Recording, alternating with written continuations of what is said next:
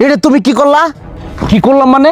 আপনি জানেন না সারা দেশের মধ্যে ইসরায়েল ফিলিস্তিন গাজা লইয়া পুরা তুলপাড় চলতেছে, তারপর আপনারা ইসরায়েলের পণ্য কেন বয়কট করতেছেন না, কেন খাইতেছেন? যাক, যেই বসিতে আদার দিছি টুক করে আহে মাছ ধরছে। আমি এটাই চাইছিলাম যে এরকম তুমগুর মতো ইয়াং জেনারেশন পোলা বানায় যেন আমার ধরে যে আমি ইসরায়েলের পণ্য কি কারণে খাইতাছি। শুনো, খালি জিনিসপাতি বয়কট করলে এগুলো সব কিছু সমাধান না। আরে দুনিয়া উল্টা পাল্টা করে হেল দিতেছে, নিষ্পাপ শিশুগুলোর মাইরে আবার শেষ করে হেল দিতেছে। তোমরা আছো খালি বয়কট নিয়ে এলে ছাড়া অন্য কোনো বুদ্ধি আছে কিনা সেই চিন্তা করো।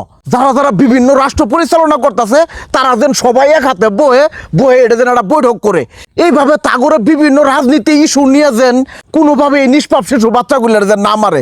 চিন্তা করে তো মানুষের দেশ পরিচালনা করবে গেলে তাগরে বিভিন্ন ইস্যু থাকবে রে বা, কিন্তু নিষ্পাপ বাচ্চাগুলো কি দোষ করছে? সে বৃদ্ধ মই মুরব্বী সবটিকে ধ্বংস করে হেল দিতেছে। এলে কি ঠিক করতেছে কও? এটা একটা পদক্ষেপ কি ভাই কি করা যায় এটা করো, তারপরে পণ্য বয়কট করবা না কি করবা ওটা পরেটা পরে করো। তোমরা তো আবার সবসময় মোবাইল টোবাইল টিপো, ভিডিও ভাইরাল করা জানো। আমার এই কথাগুলো যেন পুরো দেশের মধ্যে সরে জায়গা এই ব্যবস্থাটা তাড়াতাড়ি করে দাও।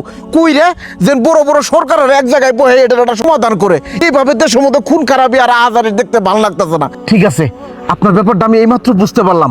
আসলে কারোর সাথে কথা না কইলে তাদের মনের ভাব বোঝা যায় না, তাদের মনের মধ্যে আসলে কি চলে। আপনার কথা শুনলাম, এখন বিষয়টা বুঝতে পারছি। ঠিক আছে, আমার অনেক ফ্যান ফলোয়ার আছে, আমি সবাইকে বলবো এই ভিডিও বেশি বেশি শেয়ার করে দেবো, আর তারা যেন এই ভিডিওটা দেখে এটার অতি তাড়াতাড়ি একটা যেন সংশোধন করে। ঠিক আছে থাকেন, এখন আসলে ওইভাবে সময় নাই, এটার একটা ব্যবস্থা করতে হবে। ঠিক আছে থাকেন।